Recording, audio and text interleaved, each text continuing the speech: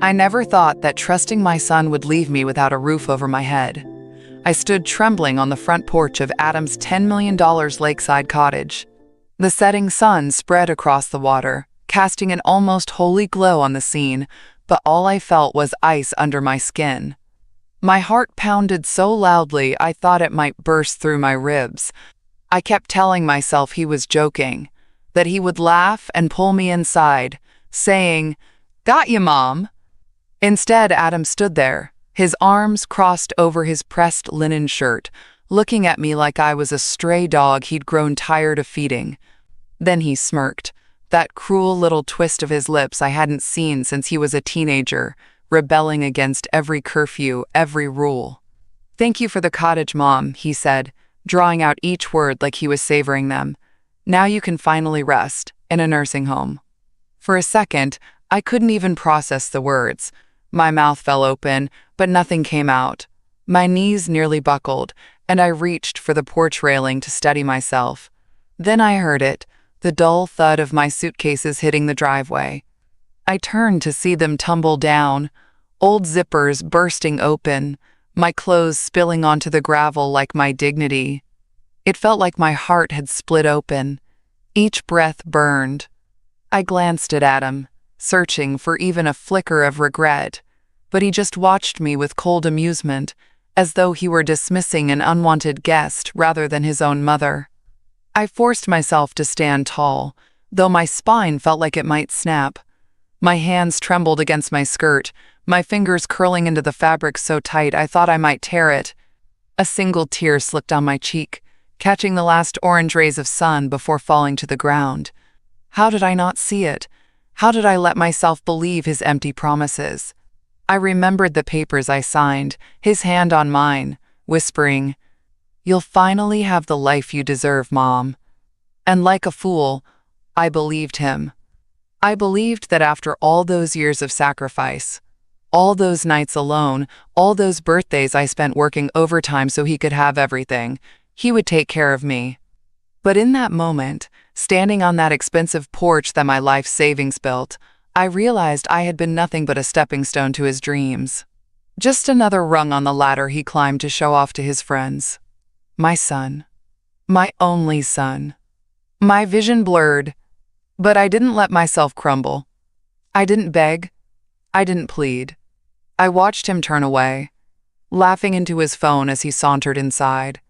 I looked at my suitcases, half open and vulnerable like me, and then I looked out at the lake. The water was so still it felt almost cruel, like it was mocking my chaos. I didn't know exactly what I was going to do next, but I knew one thing. I wasn't done. Not yet. Just a month earlier, I sat across from Adam and the lawyer, my hands folded tightly in my lap. My heart was light that day, fluttering with a mixture of excitement and relief. Adam's eyes sparkled as he painted that perfect picture. A cozy private suite with lake views, morning coffees on the deck, long walks along the shore. "You'll finally have the life you deserve, Mom," he whispered, squeezing my hand. His voice was low, gentle, the same voice he used when he was a boy afraid of thunderstorms.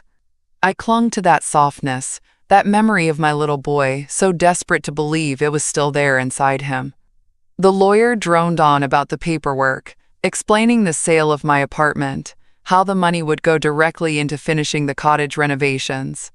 I hesitated, my pen hovering just above the signature line.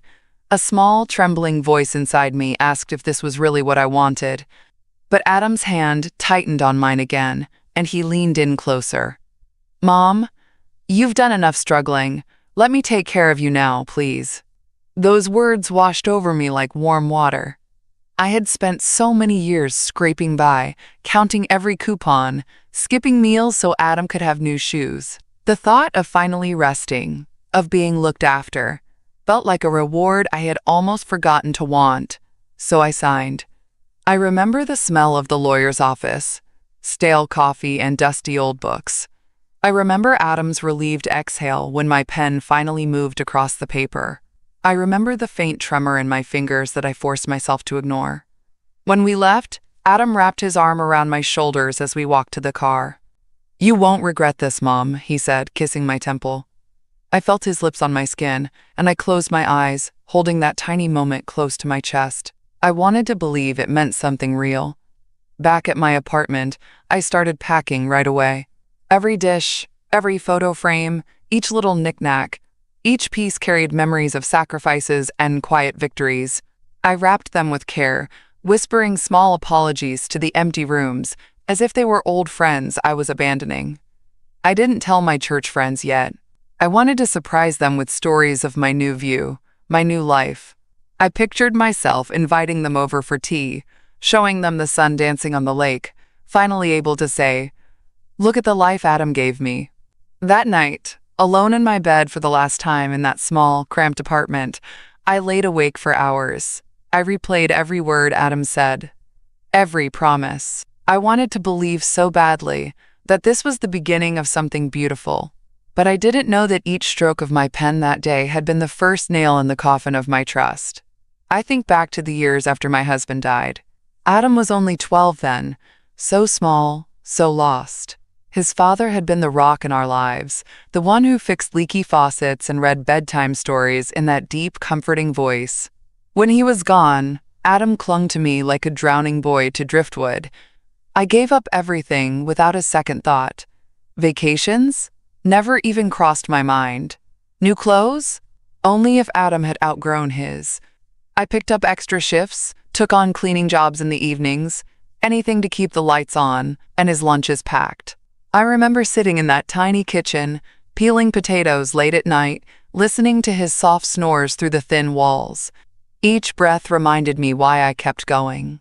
Those tea-time conversations in that cramped kitchen are burned into me like old scars.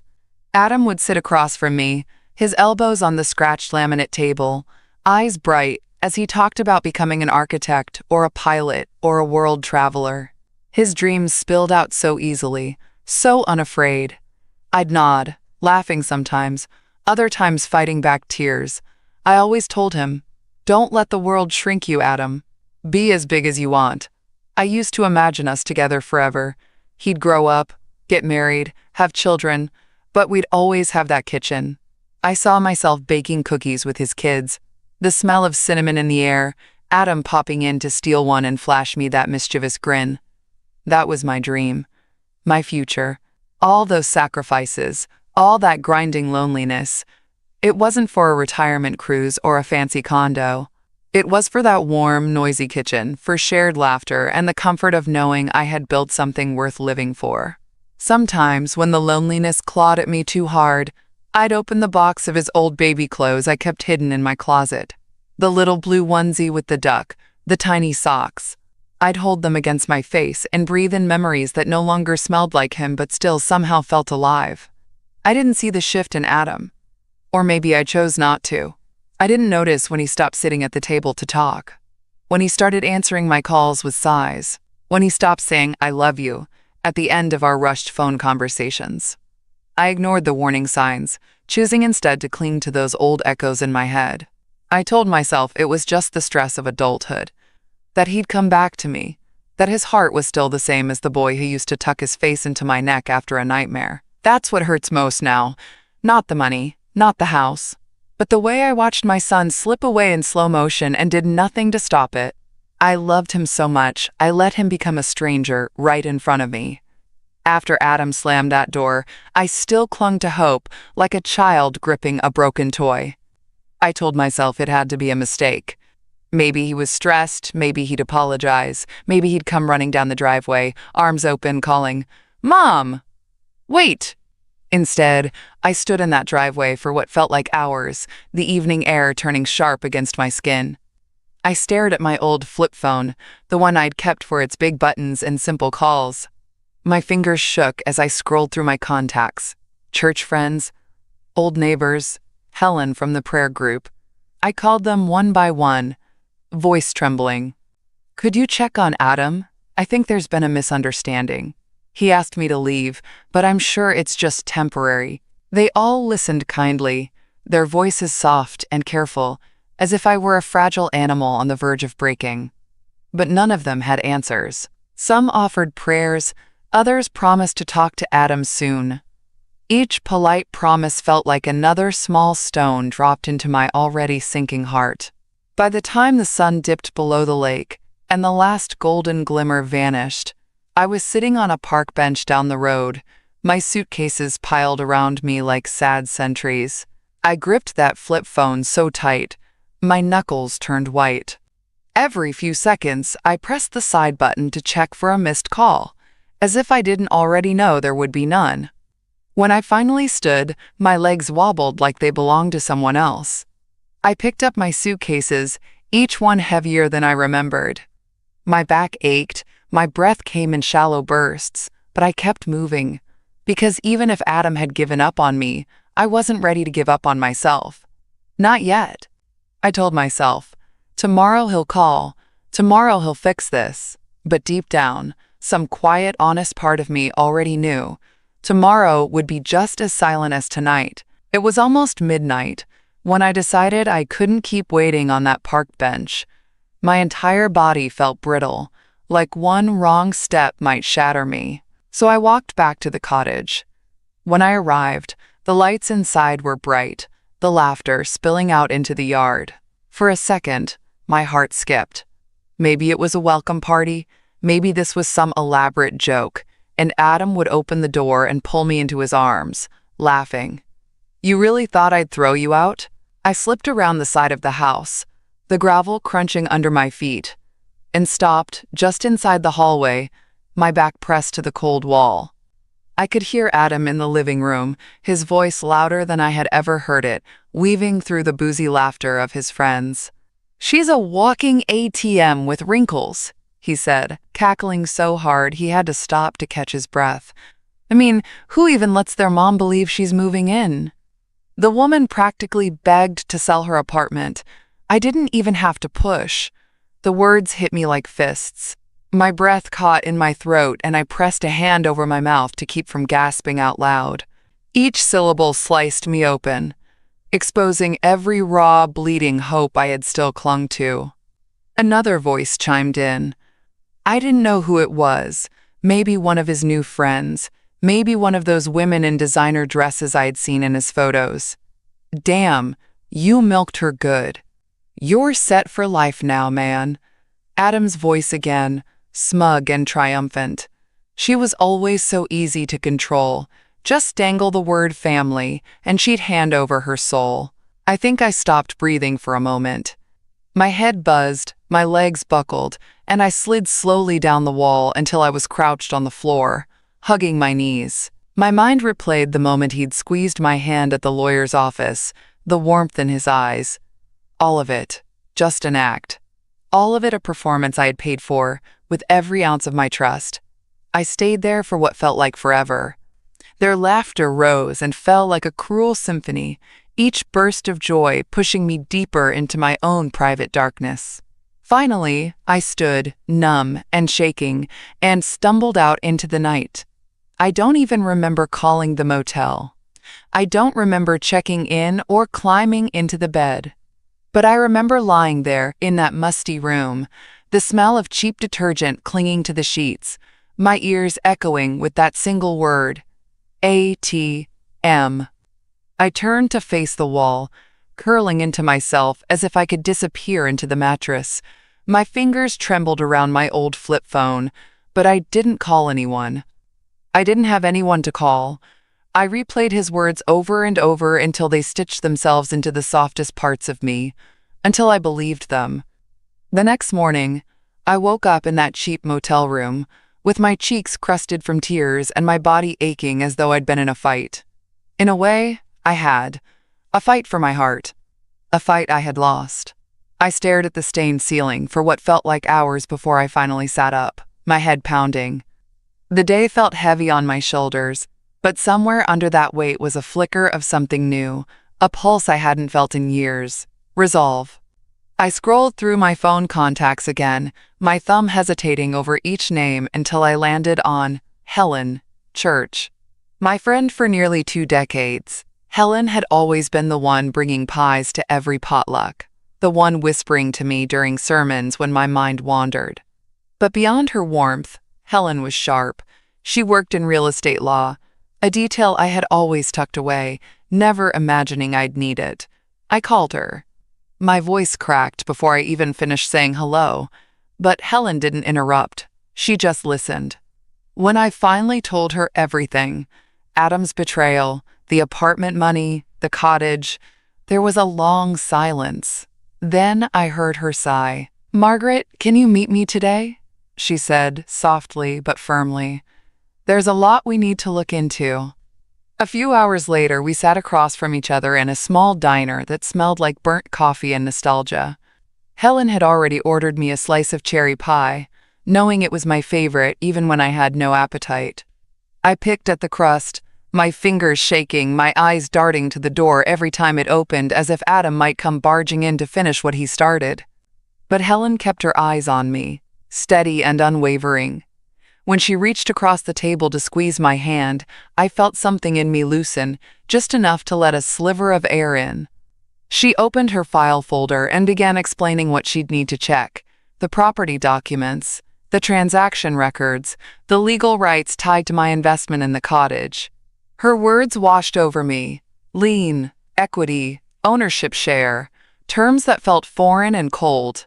But her voice gave them shape, turned them into tools instead of weapons. At one point, I looked up and saw my reflection in the diner window, a tired old woman with swollen eyes and slumped shoulders. I barely recognized her. But as Helen spoke, I watched that reflection shift. My spine straightened a little, my chin lifted. I realized I didn't have to keep being that abandoned mother on the park bench. I didn't have to beg for scraps of love from a son who saw me as nothing but a wallet with a heartbeat. When Helen closed her folder and smiled at me, there was no pity in her eyes, only respect. "We'll get to the bottom of this," she said, her voice low and certain. "You trusted him, but trust doesn't erase your rights." I took a deep breath and nodded, a shaky sort of relief curling in my chest. The pie sat mostly untouched in front of me, but for the first time in days, I felt a tiny spark of hunger, not just for food, but for justice, for my life.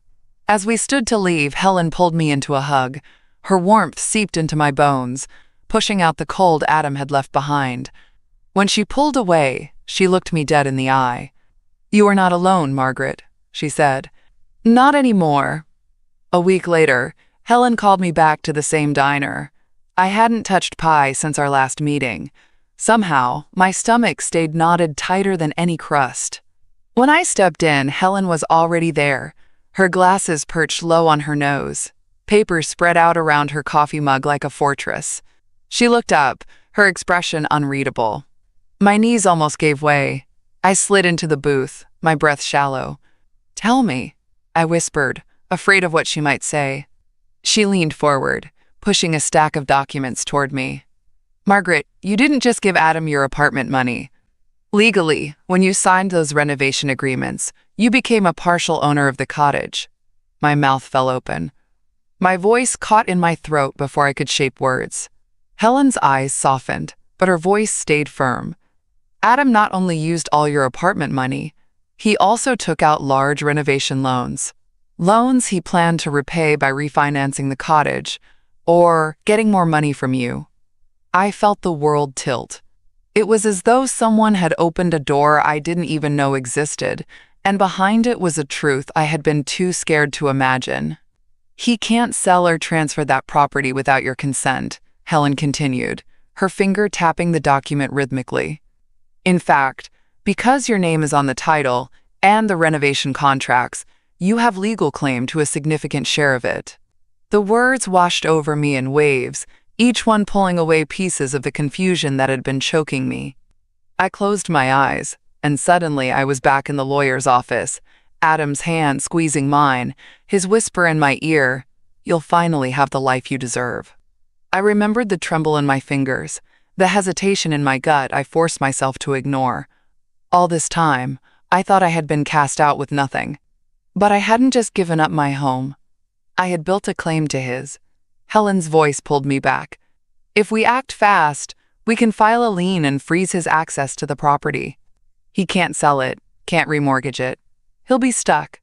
I could almost hear Adam's voice in my head, calling me a walking ATM, laughing with his friends.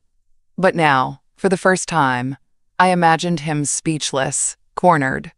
I pressed my palms together on the table, trying to steady the shaking. "Helen, can we really do this?" She nodded without hesitation. "We can. And we will." The diner around us blurred into a dull hum. I felt a rush of heat climb up my neck, into my cheeks, into my fingertips. I didn't recognize it at first. That surge, that roaring under my ribs, it wasn't fear this time. It was something deeper, fiercer, rage. But under that rage, there was something else too. A clear, cutting edge of power I had never let myself hold. I opened my eyes and looked Helen dead in the face. "Let's do it." For the first time in years, my voice didn't waver. I didn't leave the motel the next morning. I sat on the edge of that stiff bed for hours, the sun moving slowly across the faded carpet. Each ray felt like a silent witness, watching me become someone I barely recognized. I thought maybe I'd feel terrified, that without Adam's approval or support, I'd fall apart completely. But something had shifted. Each breath felt a little less jagged than the last. My hands didn't tremble as violently when I reached for my tea. The emptiness that had howled inside me all week started to change shape, less like a void, more like a forge. I knew I couldn't just march up to Adam and demand my rights. That would be exactly what he expected, the meek mother, begging at his doorstep, playing the same old part he'd assigned me. Instead, I called Helen. I asked if she could recommend a short-term place where I could stay, somewhere safe and quiet while we prepared.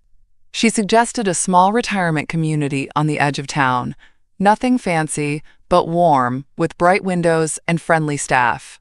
I packed my bags slowly, each item feeling like a small goodbye to the woman I had been. The woman who waited for calls, who bent over backward to stay useful, who believed that love meant sacrifice without end.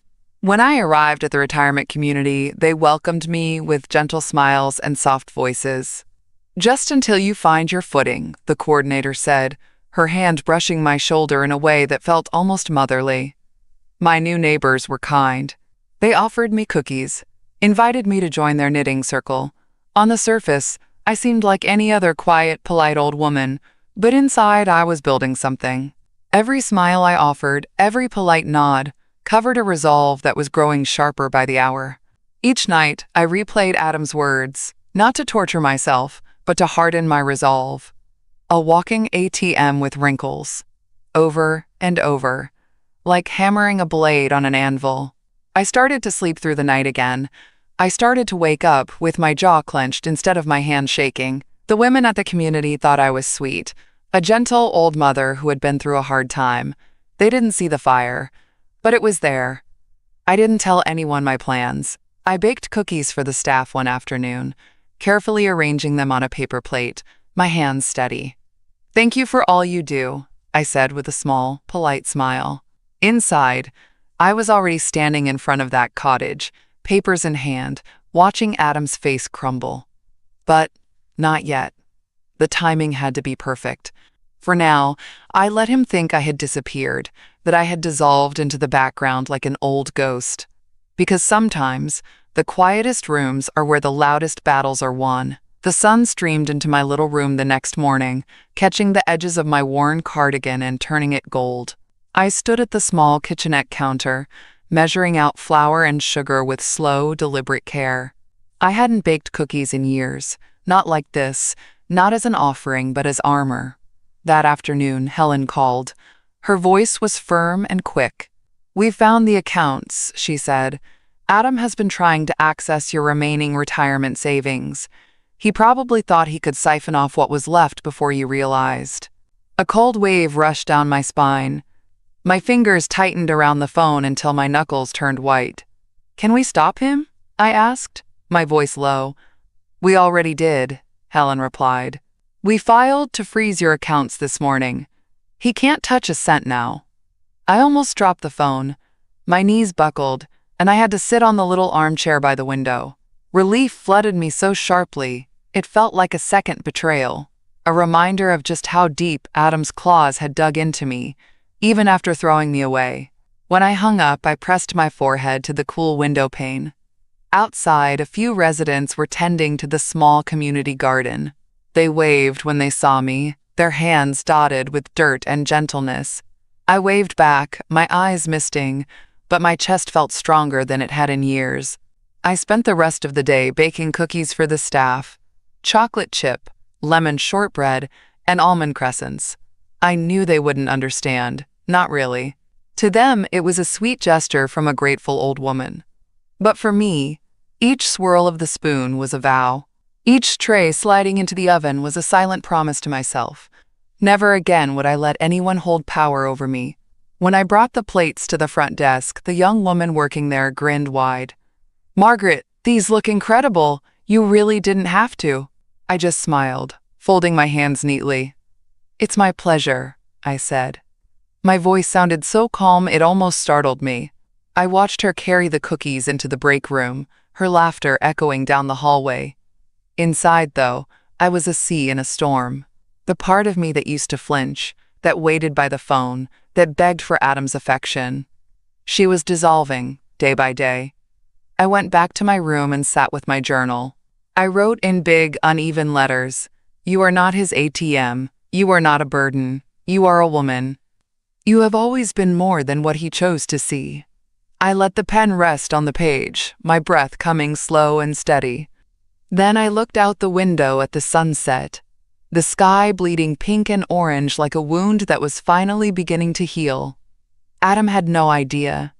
No idea that the woman he thought he had broken was still here, planning, breathing, becoming stronger with each hour he underestimated her. I sat there until the stars pricked through the sky, each one a tiny witness to the quiet war. One was waging, and this time, for the first time in my life, it was a war for me. I didn't sleep that night. Instead, I sat at my small wooden desk, the motel's old pen in my hand, my journal open in front of me. The pages glowed under the yellow lamplight, waiting like an old friend. I started slowly, one sentence at a time. At first, it was shaky. I wrote about the day I signed the apartment papers, how I told myself it was love. About the afternoons when I waited by the window, praying Adam might call just to ask if I'd eaten. How each silence felt like a new crack in my chest. The words poured out, faster and faster, my hand cramping but refusing to stop. I wrote about the birthdays alone, the missed holidays, the way his voice always carried that hidden impatience. I wrote about the day I overheard him calling me an ATM with wrinkles. I wrote until the lines blurred, until my tears dried on my cheeks and my throat felt raw from silent sobs. But instead of making me weaker, each sentence carved away another layer of fear. I began to see it clearly, all of it. The way I taught myself to survive on scraps of affection, the way I convinced myself that sacrifice was love. I saw how I became so small that even my own son couldn't see me anymore. Only what he could take. I paused, staring at the last sentence I had written. "I gave you my life. You gave me your scorn." I set the pen down and pressed my palm to the page. I felt a warmth rise from the paper, a strange sense of freedom swirling under my skin. For the first time in years, I wasn't writing to be heard. I wasn't writing for Adam. I was writing for me. To name the truth I had buried so deep, I almost forgot it was mine to claim. In the days that followed, journaling became my ritual. Each morning, I would brew my weak motel coffee, sit at my desk, and open my journal. Every page became another piece of my soul stitched back together. Neighbors in the community started noticing a change. They'd see me sitting in the common room, notebook in hand, my expression focused and calm. They thought I was simply jotting down recipes or prayers. They didn't know I was rebuilding myself word by word. At night, I read my own entries out loud in a whisper. My own voice surprised me. Low, steady, firm. Each line felt like a stepping stone across a river I had once been too afraid to cross. Through those pages, I met myself again. Not as Adam's mother, not as a walking wallet, not as a background shadow in someone else's story. I saw the girl who dreamed of teaching piano lessons before Adam was born, the woman who sang to herself in the kitchen after her husband passed, the mother who stayed up all night sewing costumes for Adam's school plays. By the end of that week, I closed my journal with a trembling hand and whispered to the dark room, "I see you now, and I won't let you be forgotten ever again." When I turned off the light and crawled into bed, I felt something almost like peace. And under that peace, a quiet steel, a promise to myself that no matter what happened next, I would never again let my story be written by someone else's hand. The papers arrived one afternoon in a thick, heavy envelope, hand-delivered by Helen. She sat across from me in the small, sunlit activity room of the retirement community, her voice low and deliberate as she explained every line. I listened carefully, though my mind thrummed with a dull roar, like a distant storm rolling in. My hands rested on the cool table's surface, but deep inside, they burned with something electric. Helen slid the lean documents toward me. "This is it," she said, her eyes locking on mine. "Once you sign, we'll file it immediately. He won't be able to sell, transfer, or borrow against that property without clearing your share. And with his renovation debts, it means he'll be forced to reckon with you." My eyes drifted down to the blank signature line. My name. Margaret. A name I had almost forgotten could stand alone without Mother or Adams. I picked up the pen. For a moment, my fingers hesitated. Memories flickered like old film reels.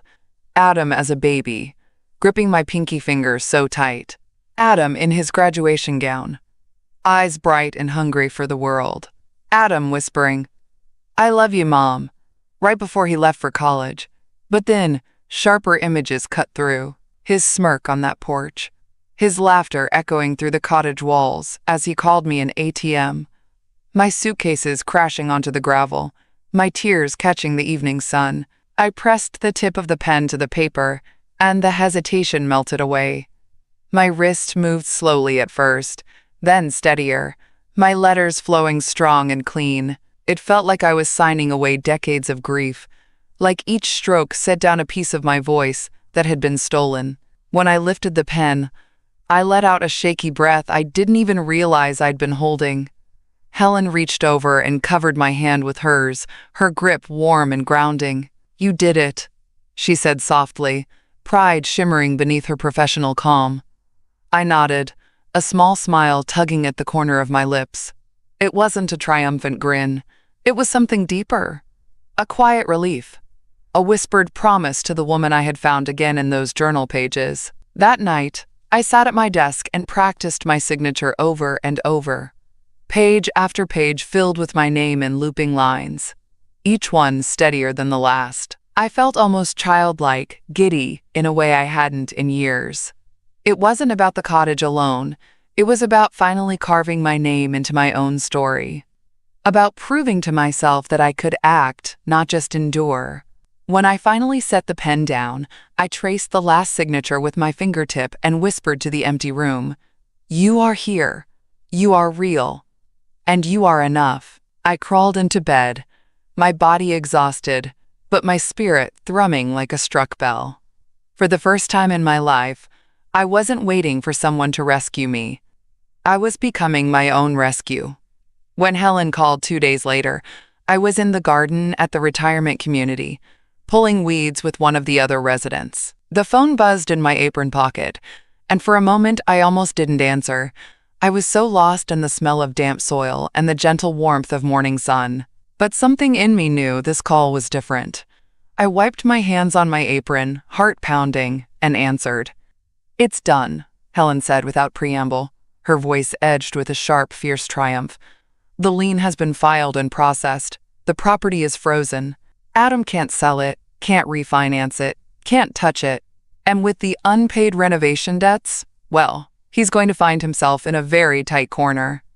I sank onto the garden bench, the phone pressed tight to my ear. My mind raced, imagining Adam's face as he got the news. His world cracking open, his arrogance sliding right off his smirk. I closed my eyes and felt a shiver run through me. It wasn't fear or sadness. It was power.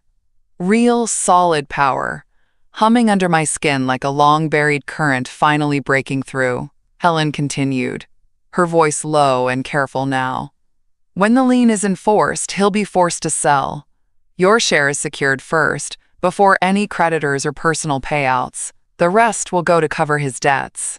He'll walk away with nothing. The same nothing he tried to leave you with. A slow, almost disbelieving laugh escaped my lips.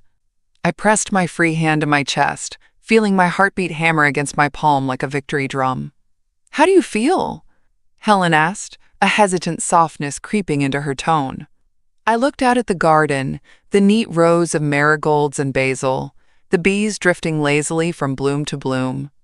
I thought about Adam's words, that smug porch speech, the laughter echoing down the cottage hallway, and I thought about my own hands, how they had once only known sacrifice. Now they knew retribution. I paused, trying to find the right word. Then I realized I didn't need the perfect word. I just needed the truth. I feel alive. Helen laughed too. A light, buoyant sound that made my eyes well up. That's exactly what I hoped to hear, she said. We ended the call, and I sat there for a long while, watching the sky turn from soft blue to the first hints of dusk. A few neighbors passed by, nodding and smiling, oblivious to the quiet revolution unfolding inside me. I thought back to every moment I had given up a piece of myself, every quiet apology I had whispered to keep the peace.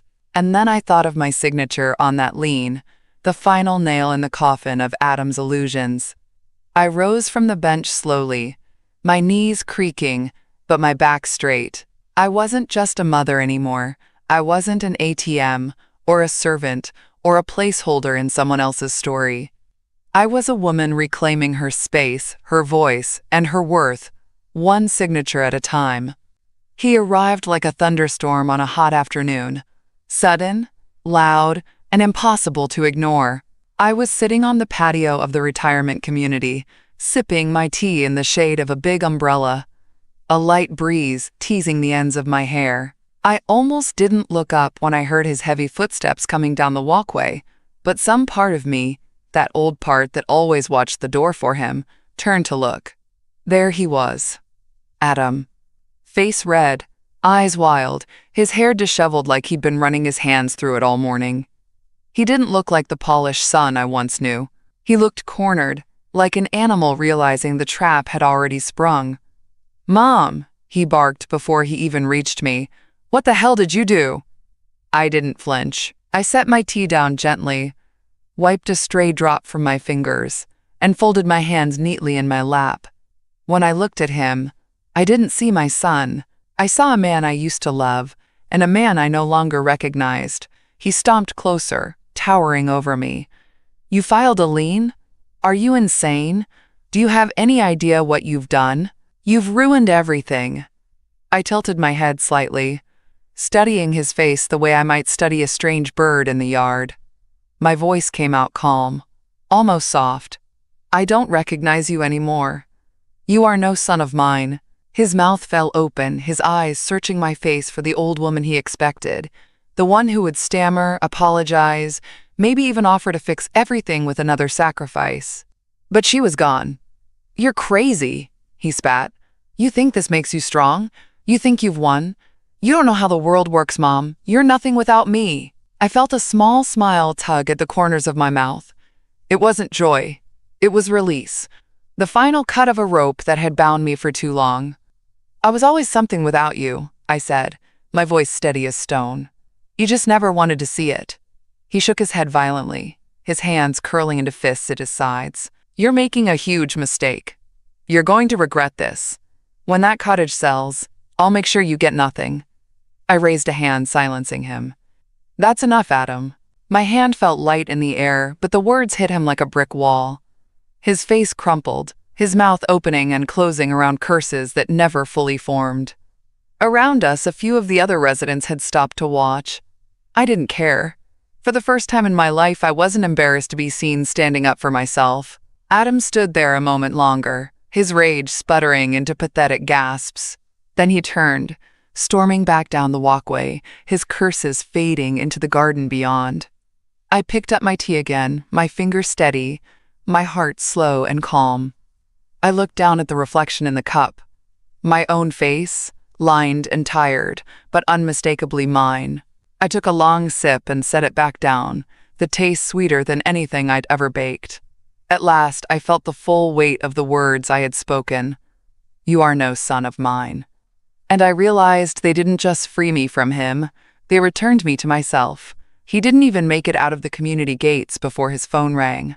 I watched from the patio, my tea warming my palms, as he answered, shoulders tense, pacing like a caged dog.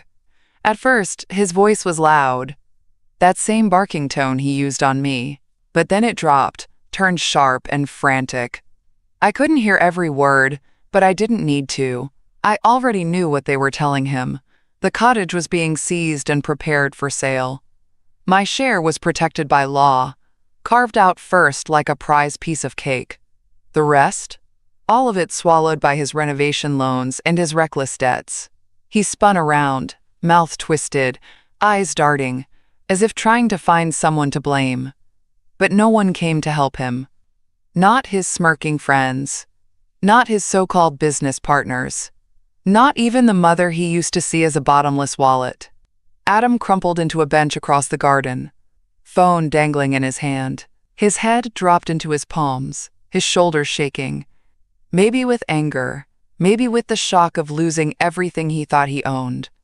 I didn't move to comfort him. I didn't even feel the urge to stand up. I thought about all the years I spent hoping for his approval, offering my love like an open wound, praying he might someday see me as more than a tool. But in that moment, as I watched him fold into himself, I felt nothing. No relief, no triumph, just an empty, cool stillness. A staff member walked past and glanced at me, her eyes wide with curiosity. I gave her a small nod, a gentle smile, as if to say, "It's all right, let him break." My phone buzzed then. A text from Helen, "Sale proceedings confirmed. Your share will cover your new home and more. Rest will repay debts. Adam will receive no surplus." I set the phone down on the table, exhaling a breath that felt like it had been trapped in my lungs for decades. I watched Adam stand again, stumbling away with no clear direction, his steps unsteady, his face pale and hollow. It struck me then. He looked exactly how I used to feel. Lost, desperate, powerless. Only now, I wasn't the one adrift. I wasn't the one begging to be seen or loved. I picked up my tea, the steam curling gently against my cheek, and savored the warmth. The cottage was gone. The dream he sold me was gone. The illusion of family, gone. And yet here I was, more solid, more alive than I had ever been. As Adam disappeared down the garden path, shrinking smaller and smaller until he was just another lost man in the distance, I whispered to the breeze, "Goodbye, Adam." For the first time, it felt final. And it felt right. That night, I returned to my room at the retirement community and sat quietly at my small desk. The moonlight spilled across the floor like a pale path, soft and cold. I almost didn't check my phone, but something pulled me to it.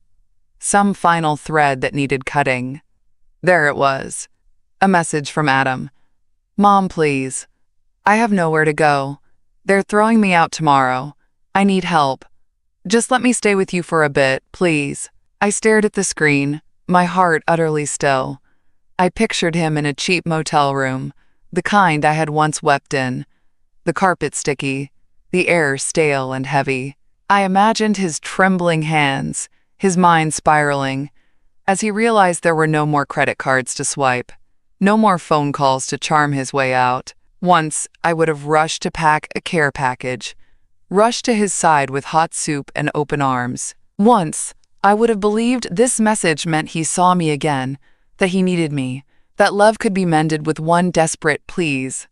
But I knew better now. I set the phone on the desk and watched the notification glow, as if waiting for me to give it life. Instead, I picked up my old flip phone, The same one I'd clutched on that park bench, waiting for his call that never came. The same one that rang hollow so many nights when I prayed for a different ending. I opened Adam's message again and read it one more time. Slowly, deliberately. Then I pressed the options button and selected block number. A small window popped up. Are you sure? I didn't hesitate. My thumb hovered for only a breath before I pressed yes. A strange warmth spread through me, from my chest down into my fingertips, like stepping into a sunbeam after years in a cold room. My breath came easy, my shoulders fell back, and I felt an unfamiliar lightness. Not the kind that comes from forgiveness, but the kind that comes from release. I leaned back in my chair, closed my eyes, and let the quiet seep into every corner of me. In that moment, I knew. Adam's chapter in my life was truly finished. The begging, the betrayals, the endless cycle of hope and humiliation, all of it ended with a single press of my thumb. When I finally stood and slipped into bed, I felt no ghosts clinging to my thoughts, no regrets clawing at my heart, just a soft, deep peace. For the first time in decades, I slept through the night without dreaming of a door opening that never did. When the final transfer from the cottage sale cleared, Helen called me personally. Her voice was bright and warm, almost giddy. "It's done," she said. "Your share is safe. You're free to do whatever you want, Margaret." I thanked her quietly, my words simple but heavy with all the meanings they carried. Gratitude, relief, an ending, and a beginning. A week later, I signed the papers for a small but sunny apartment near my old church. The day I turned the key in the door, I stood there for a long time, breathing in the faint smell of new paint and possibility. The place wasn't fancy. 2 bedrooms, just enough space for a sewing nook and a cozy kitchen. The windows overlooked a little park, where children chased each other between swings and slides. I set my bags down, walked to the window, and let the laughter from below rise up to meet me. Instead of aching, it felt like music,